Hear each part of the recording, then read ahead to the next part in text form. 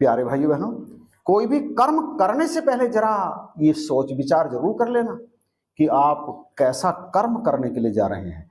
क्योंकि कर्म चाहे आप अच्छा करें अथवा बुरा करें, एक ना एक दिन वो कर्म हमारे सामने आकर के खड़ा हो ही जाता है और फिर उस समय हमें विचार करने का अवसर मिलता ही नहीं, क्योंकि सामने जो आता है वो तो कर्म का परिणाम ही होता है।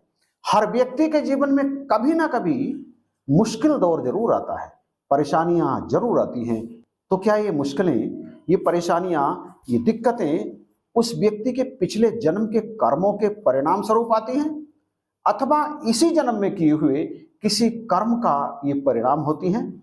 ऐसा हो सकता है, लेकिन कई बार ये परेशानियां उस पिछले जन्म के कर्म अथवा इसी जन्म के कर्मों के परिणाम स्वरूप नहीं, बल्कि हमारी अपनी ही असावधानी के कारण आती हैं। आप रोड पर बेहिसाब तेज स्पीड में गाड़ी दौड़ाए चले जा रहे हैं, आप आबादी क्षेत्र की भी परवाह नहीं कर रहे और सुनसान इलाके में तो आप दौड़ा ही रहे हैं। तो अचानक अगर आपकी गाड़ी के आगे कोई बच्चा आ जाए, कोई जानवर आ जाए या और कोई अवरोध, ऐसे में क्या होगा? एक्सीडेंट, निश्चित ही एक्सीडेंट होगा। तो क्या उस एक्सीडेंट का कारण आपके पिछले जन्म के कर्म हैं अथवा ईश्वर हैं? ना, उस एक्सीडेंट का कारण है आपकी स्पीड, और वो स्पीड ईश्वर ने नहीं बढ़ाई, वो स्पीड आपके पिछले जन्म की या इसी जन्म के पहले कर्मों ने नहीं बढ़ाई, वो स्पीड आपने अभी बढ़ाई है और परिणाम एक्सीडेंट आपके सामने है। कभी कभी आप असावधानी बस, कभी कभी आप जानबूझकर ऐसी परिस्थिति अपने सामने प्रस्तुत कर लेते हैं जिसका परिणाम दुखदाई होता है, मुसीबत ही होता है। आप चले जा रहे हैं, सामने देख रहे हैं, सड़क को देख ही नहीं रहे हैं, गड्ढा है, आपका पैर अचानक गड्ढे में पड़ गया और आपका ध्यान कहीं और था। ऐसे में आपके पैर में मोच आ गई या फिर कहीं हड्डी में फ्रैक्चर हो गया, आप गिर पड़े, चेहरे पर रगड़ लग गई। क्या ये आपके पिछले जन्मों का परिणाम है? ना, ये आपकी असावधानी का परिणाम है। ये सब हो गया और कई के जीवन में ऐसा होता है, और जिनके जीवन में ऐसा होता है उनके बारे में कई लोगों को आपने कहते हुए सुना होगा, अरे ये तो इसके पिछले जन्मों का परिणाम है, पिछले कर्म भोग रहा है, ऐसे कर्म किए होंगे इसने जिनके कारण आज इसकी ये दुर्दशा हुई है ना। अगर आपके सामने किसी के साथ ऐसी घटनाएं घटती हैं या परिस्थिति बस उसके साथ कुछ ऐसी घटनाएं हो जाती हैं, तो आपको कभी भी अपने मुंह से ये बात नहीं निकालनी कि यह अपने पिछले जन्मों का या पिछले कर्मों का परिणाम भोग रहा है। ऐसा नहीं कहना चाहिए। सदगुरु बाबा जी ने भी ये बात अपने प्रवचनों में कही, और इसके पीछे का कारण ये है कि आपको क्या पता उसके साथ ऐसा क्यों हुआ है, आपको क्या पता कि उसके पिछले जन्म के कर्म क्या थे। पिछले जन्म के कर्मों के बारे में तो उसको खुद को भी पता नहीं है, या इस जन्म में भी उसने कौन से पिछले कर्म किए हैं जिनके कारण उसकी ये दशा प्राप्त हुई हो। आपको क्या पता है? आपको नहीं पता है ना। और आपने ये बात कह दी, क्यों कह दी? ऐसा कह करके आपने अपने ऊपर एक बोझ चढ़ा लिया है, ऐसा कहकर आपने मन से एक पाप कर लिया है, और अब उस पाप का परिणाम आपको भोगना पड़ेगा।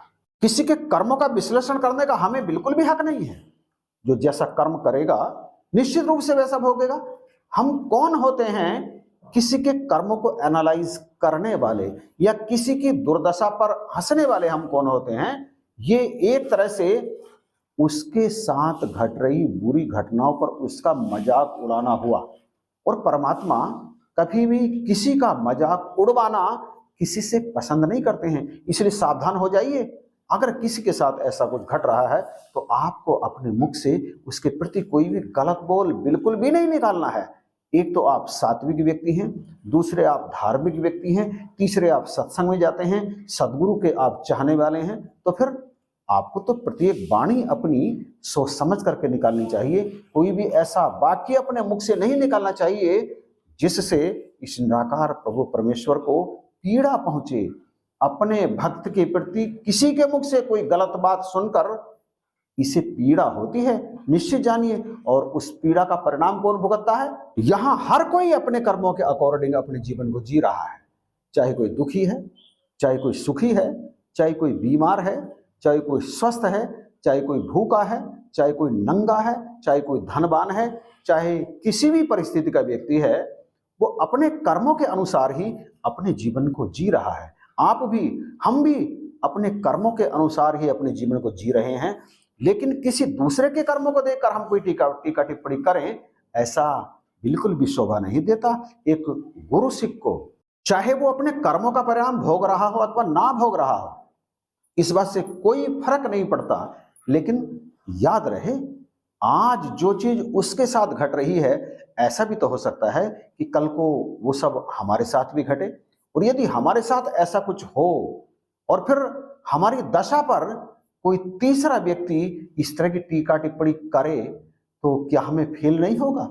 बिल्कुल होगा, हमें महसूस होगा, हमें बुरा लगेगा, हम आहत होंगे उनकी बातों से। तो क्या वो हमारे द्वारा की गई टीका टिप्पणी से आहत नहीं होता होगा? बिल्कुल होता होगा। जैसे हम आहत होते हैं दूसरों की टीका टिप्पणी से, वैसे ही वह भी आहत होता होगा हमारी टीका टिप्पणी से। दरअसल मनुष्य जीवन बहुत ही नाजुक है, बहुत ही कीमती है। इसका एक एक क्षण सदुपयोग के लिए है, इसका एक एक क्षण परमात्मा की भक्ति के लिए है।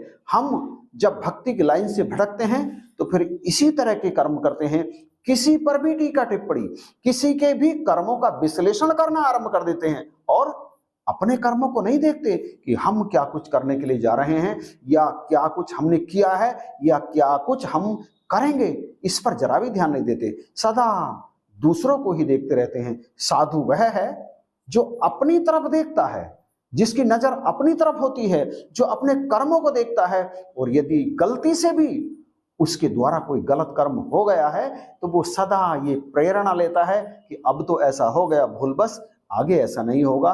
दातार कृपा करना, मैं दूसरों की सेवा कर पाऊं, दूसरों के लिए मेरे अंदर से कभी भी कोई गलत भावना प्रकट ना हो।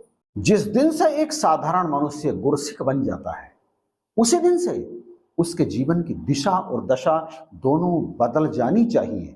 यद्यपि एक साथ ना बदले तो उसको कोशिश करके धीरे धीरे अपने कर्मों को मोड़ देना आरंभ कर देना चाहिए। जो कुछ वो पहले कर रहा था, अब उसे वो कुछ नहीं करना चाहिए। एक एक कदम सोच समझकर, यदि कोई कर्म करते हुए उसको समझ में ना आए कि मैं सही करने जा रहा हूं या गलत करने जा रहा हूं, तो किसी सूझवान महात्मा के चरणों में जाकर वो विनती करे कि मैं क्या करूं, मुझे रास्ता दिखाओ, समझ में नहीं आ रहा है। सदगुरु की कृपा से, इस रमे राम की कृपा से उसे सही रास्ता मिल ही जाता है और फिर उसका जीवन बहुत ही सरल हो जाता है। अगर हमारे जीवन में शांति है, अगर हमारे जीवन में सुकून है, करुणा है, दया है, तो फिर धन ना होते हुए भी हमारा जीवन सुखपूर्वक व्यतीत होता है। जैसा कि पहले कहा एक और वीडियो में, जीवन में यदि सुकून है, धन नहीं है, तब भी जीवन सुखपूर्वक बीतता है। और यदि जीवन में सुकून नहीं है, जीवन में नफरतें हैं, घृणाएं हैं, निंदाएं हैं, और घर में गाड़ियों का काफिला लगा हुआ है, बड़े बड़े महल बना के रखे हुए हैं, तब भी जीवन में सुख नहीं है। तो जो सुख को चाहे सदा शरण राम की ले, और शरण राम की मिलती है गुरु के चरणों में जाकर के। तो कृपा करो, बख्शिश करो, अपने जीवन को बिल्कुल निर्मलता के साथ, स्वच्छता के साथ जीते चले जाएं। कर्मों का विश्लेषण करते हुए अपने जीवन को आगे से आगे इसी तरह से जीते चले जाएं, ताकि आप गुरु के भी प्यारे हों और अपनी नजरों में भी आप ऊंचे उठे रहें। वीडियो यदि पसंद आया है तो इसे शेयर कर दीजिएगा, लाइक कीजिए और कमेंट जरूर कीजिएगा। और यदि चैनल पर नए हैं तो अभी सब्सक्राइब जरूर कीजिएगा।